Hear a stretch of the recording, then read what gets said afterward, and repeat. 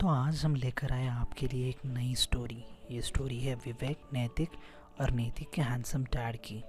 हालांकि विवेक और नैतिक दोनों बचपन के ही फ्रेंड्स थे और एक ही स्कूल में पढ़े भी थे।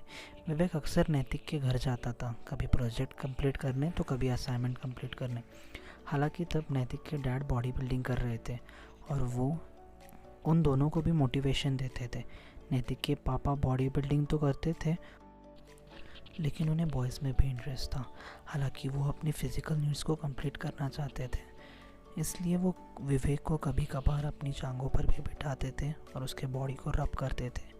विवेक छोटा था इसलिए उसे ये सब कुछ समझ नहीं आता था, लेकिन जैसे जैसे वो बड़ा होने लगा तब विवेक को ये बातें समझने लगी और फिर वो नैतिक के घर जाता था। तब नैतिक के डैड उसे देखकर बहुत खुश होते थे। हालांकि विवेक दिखने में एकदम फेयर और स्लिम था, वही नैतिक और उसके डैड डार्क, टॉल और हैंडसम थे। हालांकि जब भी विवेक घर आता था तो नैतिक के डैड उसके पास बैठते थे और उसे इंटेंशनली टच करते थे। उसके कमर में हाथ डालकर उसको अपनी तरफ खींच लेते थे और उसे सेड्यूस करने की बहुत कोशिश करते थे। हालांकि अब ये सब बातें विवेक को भी बहुत अच्छी लगने लगी थी। उसे वो बॉडी बिल्डर अंकल पसंद आने लगे थे। अब विवेक को भी उनके साथ टाइम स्पेंड करना बहुत अच्छा लगता था। वो उसकी तरफ देखता था और हर टाइम स्माइल करता ही रहता था। नैतिक के डैड विवेक से फिज़िकल होने की बहुत कोशिश करते, लेकिन हर टाइम कुछ बैरियर की वजह से वो दोनों कभी फिज़िकल नहीं हो पाते थे। फिर कुछ दिनों बाद नैतिक और विवेक की 10th कंप्लीट हो गई और फिर नैतिक अपनी फर्दर स्टडीज़ के लिए बाहर चला गया। फिर विवेक का आना जाना थोड़ा कम ही हो गया, लेकिन नैतिक के पापा विवेक को बहुत मिस करते थे। फिर एक दिन नैतिक के पापा ने नैतिक से विवेक का नंबर लिया और फिर उसे कॉल कर कर अपने घर बुला लिया। फिर जब विवेक नैतिक के घर आया तो दरवाज़ा खुला ही था। तब उसने नोटिस किया नैतिक की मॉम भी घर पर नहीं है। फिर वह अंदर जाकर नैतिक के पापा के बेडरूम में गया। तब उसने देखा कि नैतिक के डैड शावर ले रहे थे और फिर वो विवेक को देखकर बाहर आ गए। जब वो बाथरूम से बाहर आए तो वो भी पूरा नेकेड थे और उनको इस कंडीशन में देख विवेक को भी सेंसेशंस होने लगे और उसके मुंह से गलती से डैडी निकल गया।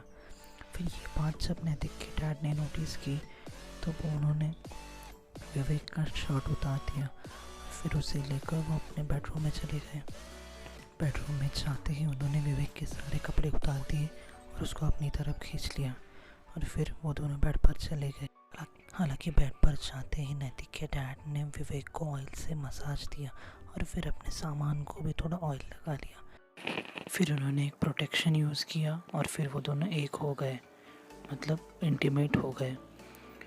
नैतिक के पापा विवेक को एक स्लेव की तरह ट्रीट कर रहे थे। वो उसको मार भी रहे थे और उतना ही प्यार भी कर रहे थे। विवेक चिल्ला रहा था, डैडी डैडी कहकर बुला रहा था। तभी नैतिक के पापा ने उसे बहुत प्यार से हैंडल किया।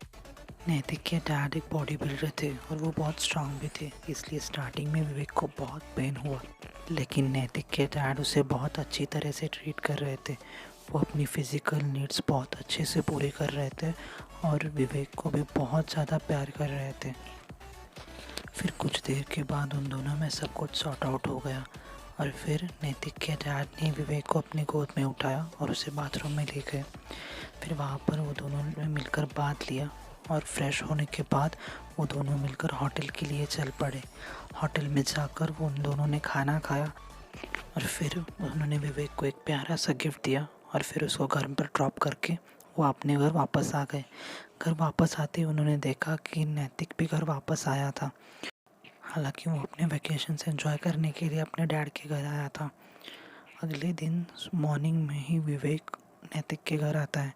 नैतिक विवेक को यहाँ देखकर थोड़ा हैरान हो जाता है और फिर वो सारी बात समझ जाता है। अब आगे क्या होगा ये तो हम नेक्स्ट वीडियो में जानेंगे। Thanks for watching. अगर आपको हमारी वीडियो अच्छी लगी हो